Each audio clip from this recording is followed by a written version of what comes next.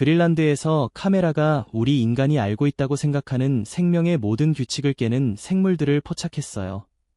로마 제국이 멸망할 때 이미 헤엄치고 있던 상어들이 있는데 어떤 개체는 500년이 넘었다고 추정되기도 해요.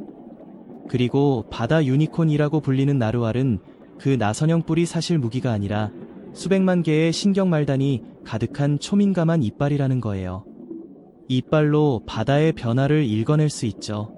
자, 이제 그린란드에 사는 가장 무시무시하고 놀라운 생물들을 함께 알아볼까요? 500년 된 상어.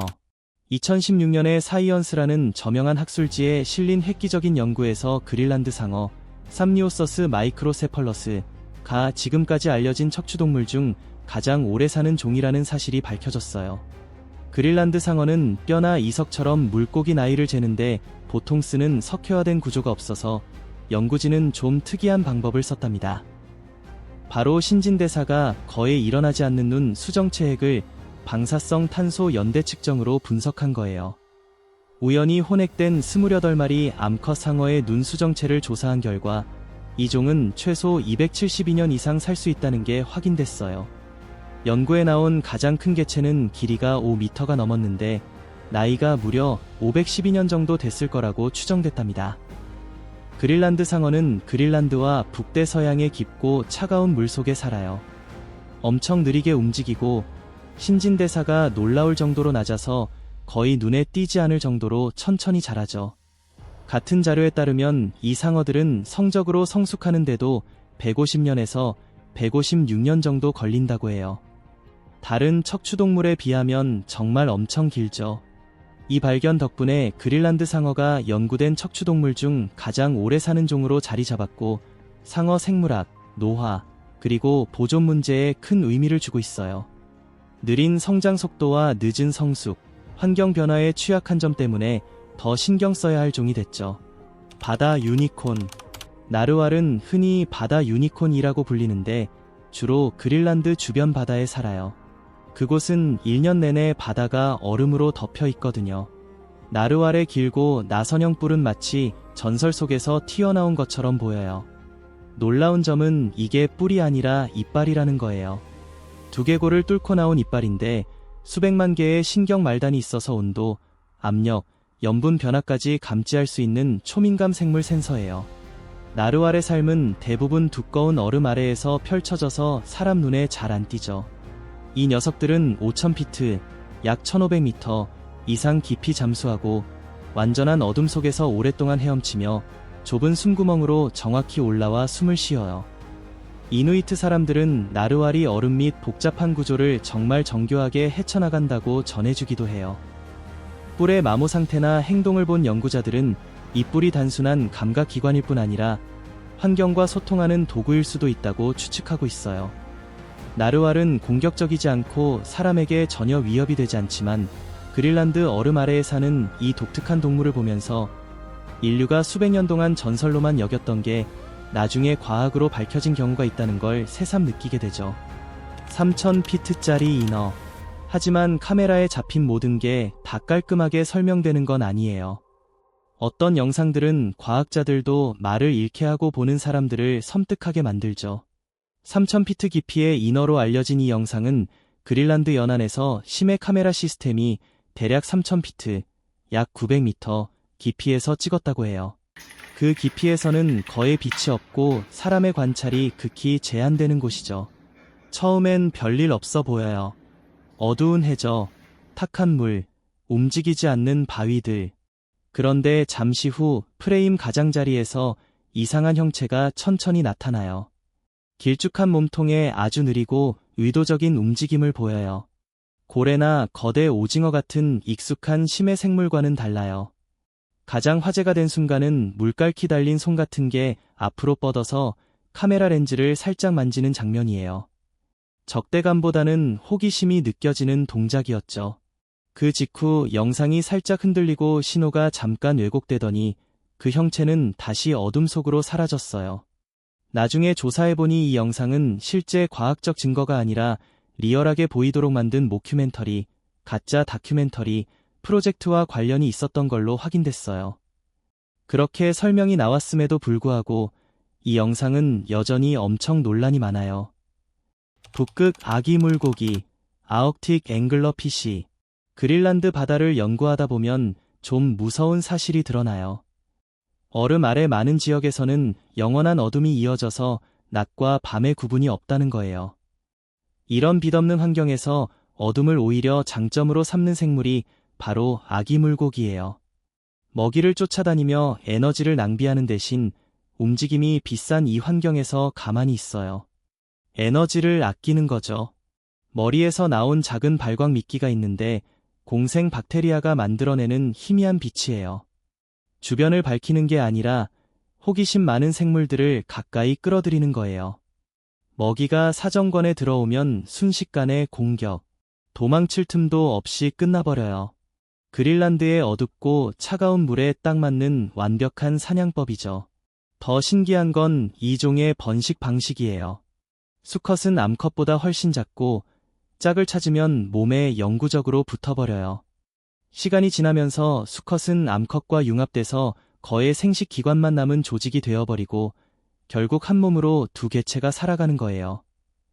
누크의 거대개, 더 자이언트 크래브즈 오브 누크. 2025년 늦은 10월에 소셜미디어에서 짧은 영상이 순식간에 퍼졌어요. 얕은 해안물에서 거대한 개가 나오는 것처럼 보이는 영상이죠. 캡션에 따르면 그린란드 수도 누크 근처에서 10월 30일에 찍힌 거라고 해요. 현지 방문객으로 보이는 사람이 해안가 낮은 바위 위에 서서 촬영한 거예요. 카메라가 가까이 좀 하니까 보통 해안에서 보는 개보다 훨씬 엄청난 크기의 개가 나와요. 영상이 바이럴되면서 많은 사람들이 킹크랩일 거라고 추측했어요. 차가운 북극 바다에 사는 큰 종이니까요. 그런데 영상이 보여주는 스케일이 너무 커서 의문이 생겼어요. 공식 발표나 과학적 확인은 전혀 없었고 영상에도 크기를 비교할 만한 믿을 만한 물체가 없었어요. 그래도 그린란드 해안에 사는 사람들한테는 이 영상이 오랜 믿음을 더 강화해줬어요. 이 차가운 바다가 인간이 거의 만나지 못하는 생물들을 아직도 품고 있고 가끔씩 세상의 주목을 끌 만큼만 모습을 드러낸다는 거예요. 거대 바다거미, 더 자이언트 시 스파이더. 처음 보면 바로 불편한 질문을 던지게 만드는 생물이에요. 이게 대체 뭐야? 하면서요. 거대 바다거미는 그린란드 주변처럼 차가운 물에 살아요. 진짜 거미는 아니지만 모양이 너무 특이해서 얘게 생명체 같다고들 비교해요. 따뜻한 바다의 바다거미는 비교적 작지만 북극에 사는 친척들은 엄청나게 커져요. 길고 가느다란 다리가 쭉 뻗어나가는데 몸통은 너무 작아서 그냥 다리들을 연결하는 관절처럼 보일 정도예요. 생물학적으로도 더 이상해요. 일반적인 심장이나 폐가 없고 피부와 다리로 직접 산소를 흡수해요. 이 생물들을 특히 소름 끼치게 만드는 건 크기만이 아니에요. 인간의 존재 따위는 전혀 신경 안 쓰고 인류가 나타난 적도 없는 것처럼 완전히 독립적으로 살아간다는 느낌 때문이에요. 얼음 아래의 용, A 드래건 비니스 더 아이시. 그린란드 동쪽 해안에서는 현지 어부들이 조용히 거대한 용이라고 부르는 생물에 대해 오랫동안 이야기해왔어요. 길이가 수십 미터나 되고 뱀 같은 몸통에 파충류 같은 머리를 가진 존재라고요. 수면 위로 살짝 올라왔다가 순식간에 사라진대요. 가장 소름 끼치는 이야기 하나가 자주 회자되죠. 2018년 9월 3일 헬레나의 자부심, 헬리너즈 프라잇이라는 어선이 승무원 15명을 태우고 잔잔한 날씨에 출항했어요. 오전 9시 47분에 해안기지에서 11초짜리 조난 신호가 잡혔어요. 물이 엄청나게 솟아오르는 소리, 비명소리, 그리고 갑작스러운 침묵. 구조대가 도착했을 때는 잔해만 거친 원 모양으로 흩어져 있고 피 묻은 물뿐이었대요. 시신은 하나도 못 찾았어요. 조사하러 들어간 잠수부가 기록한 내용이 있는데 얼음처럼 차가운 심연에서 거대한 머리가 올라왔다고 해요. 회청색 비늘로 덮여 있고 길쭉한 선사시대 같은 두개골이래요.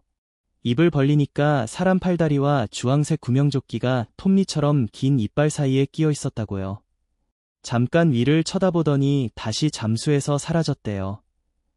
이 이야기 끝부분에는 해군이 나중에 그 생물을 파괴했고 조사해보니 훨씬 오래된 인간뼈와 1987년에 실종된 소련 어선과 관련된 개인 물품들이 나왔다는 내용이 있어요.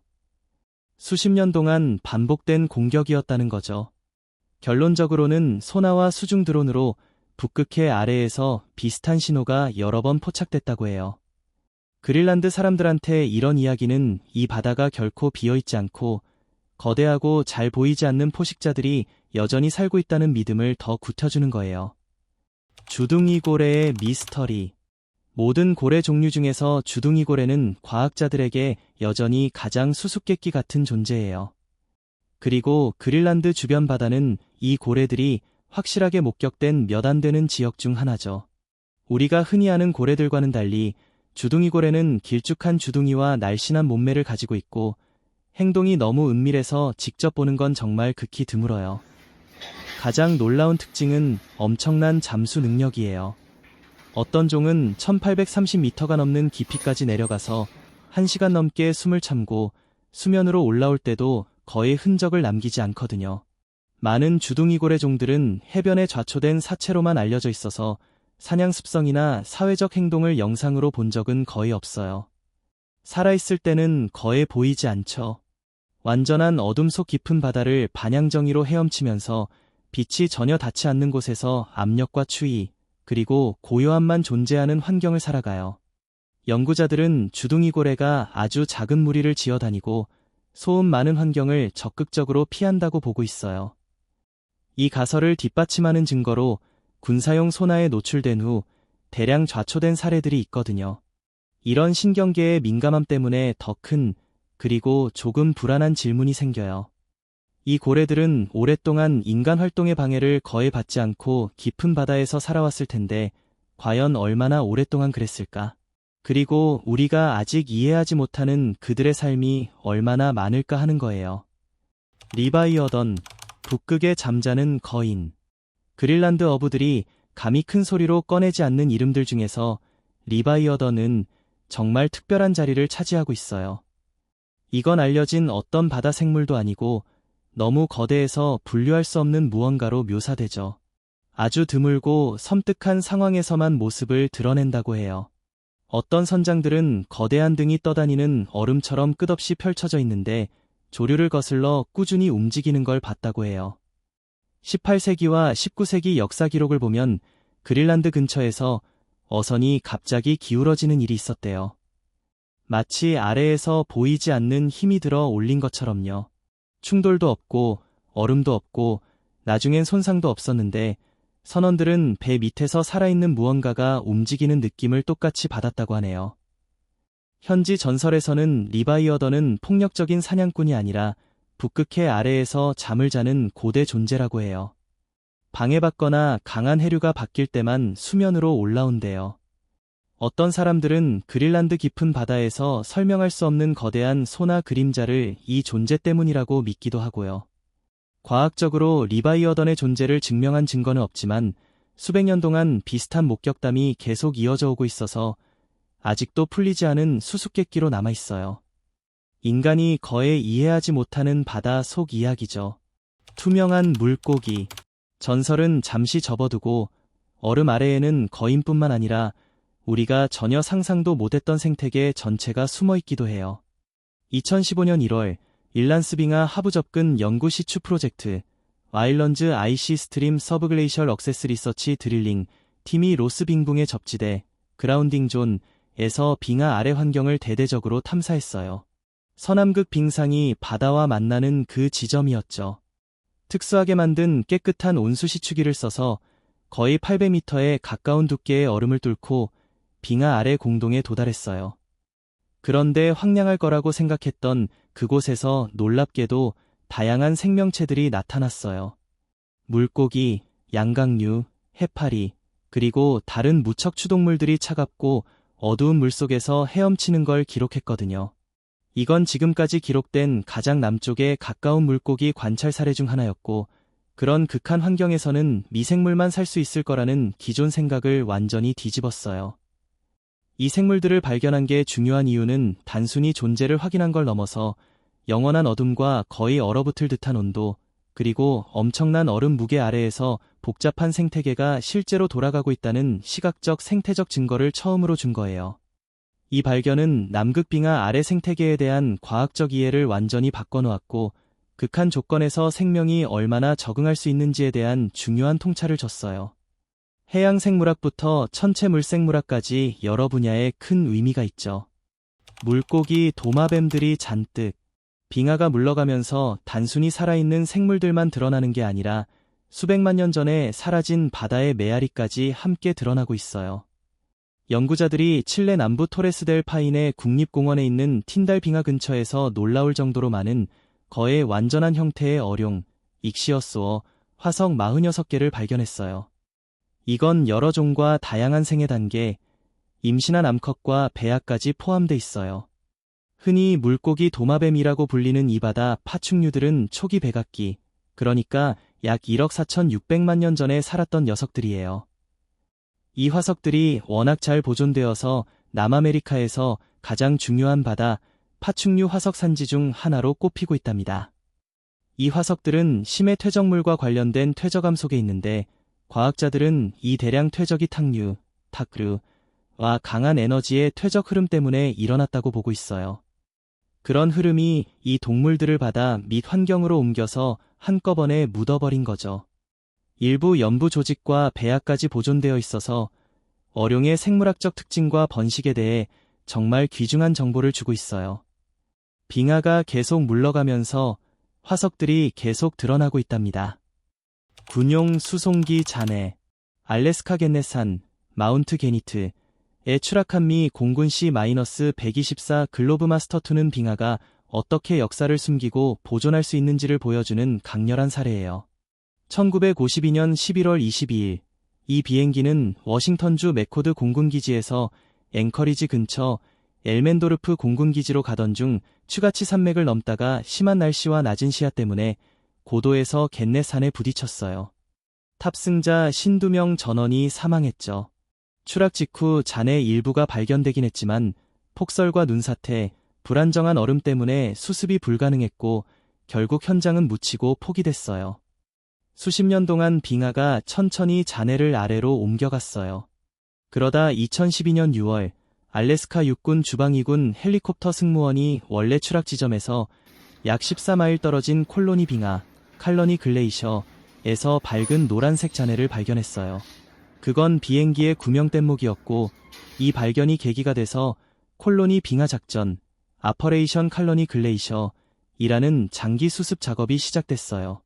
그 결과 추가 잔해, 개인 소지품, 그리고 유해를 찾아낼 수 있었고, 수십 년이 지난 뒤에야 많은 희생자들의 신원을 확인할 수 있었답니다. 화성 운석, 앨런 힐스 84001, 앨런 힐즈 84001은 1984년 12월 27일 남극에서 남극 운석 탐사 프로젝트 팀이 발견한 화성 운석이에요. 무게는 약 1.93kg이고 40억 년 넘게 전에 화성에서 형성된 거예요.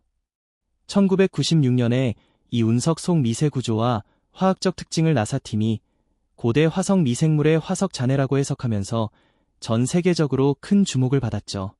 하지만 이 주장은 엄청난 논쟁을 일으켰고 생명체의 결정적 증거로 받아들여지진 않았어요. ALH 84001에는 복잡한 광물과 유기물이 풍부한 탄산염이 들어있지만 이후 연구들에서 생물과 관련이 있다고 처음에 봤던 많은 특징들이 비생물적인 지질 과정으로도 설명될 수 있다는 게 밝혀졌어요. 그래서 원래의 생명체 주장도 아직 증명되지 않은 채로 남아있답니다. 안드레의 북극 탐험 유해 1897년 7월 스웨덴 탐험가 살로몬 아우구스트 안드레와 동료들인 닐스 스트린드베리 그리고 크누트 프랭켈은 북극점에 도달하려고 스발바르에서 수소기구를 띄웠어. 이 탐험은 당시 엄청 논란이 많았지. 왜냐하면 많은 전문가들이 북극의 강한 바람 속에서 기구를 제대로 조종하는 게 가능할지 의심했거든. 기구가 잠깐 날아오르긴 했지만 곧 양력이 떨어져서 결국 떠다니는 바다 얼음 위에 착륙할 수밖에 없었어. 그 후에는 얼음 위를 걸어서 육지로 가려고 했었지만 결국 스발바르 군도에 속한 크비퇴아라는 섬에 도착했지. 그런데 거기서 몇 달 뒤에 세 사람 모두 숨을 거두고 말았어. 그러다 1930년에 그들의 유해와 장비 대부분 심지어 사진 네거티브까지 발견됐는데 이걸 통해 그들의 마지막 여정에 대한 상세한 기록이 드러났단 말이야. 정말 안타까운 이야기이지. 공룡뼈. 남극에서 공룡 화석이 발견된 건 그 대륙의 고대 역사와 선사시대 생태계에서 남극이 어떤 역할을 했는지에 대한 과학적 이해를 완전히 뒤바꿔 놓았어. 20세기 후반부터 제임스 로스 섬과 남극반도 근처 지역에서 이루어진 현장 조사를 통해 쥐라기와 백악기 시대 공룡들이 보존된 퇴적암이 발견됐거든. 가장 중요한 발견 중 하나가 바로 안타르크토펠타 올리베로이라는 장갑을 한 안킬로사우르야. 1986년에 아르헨티나 지질학자 에두아르도 올리베로와 로베르토 스카소가 채집한 화석에서 확인됐어. 그 외에도 하드로사우르 유해, 거대한 육식 공룡 크리올로포사우루스, 그리고 긴목의 초식 공룡 글라시알리사우루스 같은 것들도 발견됐지. 이건 남극이 한때 아주 다양한 공룡 공동체를 지탱할 수 있었음을 보여주는 증거야. 이런 화석들은 보통 얼음 속이 아니라 노출된 암석에서 발견되는데 바람 침식과 빙하가 후퇴하면서 곤드와나라는 남쪽 초대륙의 일부였던 시절에 형성된 층들이 서서히 드러나는 거거든. 공룡 시대에는 남극이 지금보다 훨씬 북쪽에 위치해서 기후도 훨씬 따뜻했어. 숲과 강이 있었고 영원한 얼음 대신 계절에 따라 빛이 변하는 환경이었지.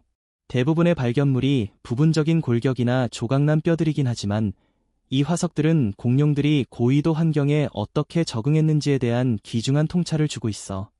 지구의 기후와 지형이 그때 이후로 얼마나 극적으로 변했는지 실감하게 해주는 거야.